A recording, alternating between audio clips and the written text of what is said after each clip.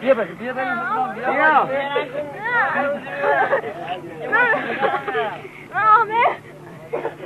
بیا شما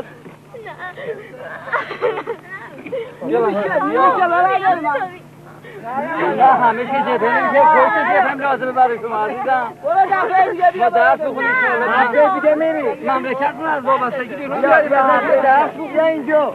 شما درس بخون واجب تره چیه؟ آقای واجب تره چیه؟ حاج خودت تو خودم بیارمش کن. خودم یه ماشین میخرم میارم. شما بیار بزنم. با موتور میارم. اسم بزن ننویسن که میری. ببین.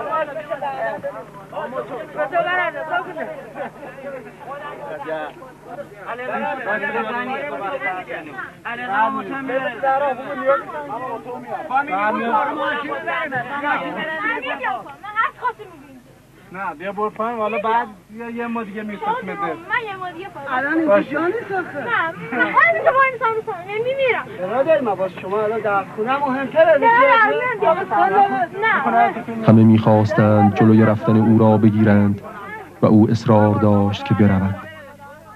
گریه کنان قسم میداد و التماس میکرد و از ساک سفریش پیدا بود که این تصمیم را ناگهانی نگرفته است. آخر الامر بچه ها او را از رفتن منصرف کردند، اما هیچ جایی برای سرزنش او وجود نداشت.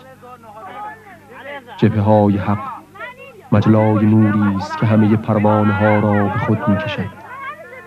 و چه کند آن نوجوان اگر پروانه عاشقی در درون خود دارد؟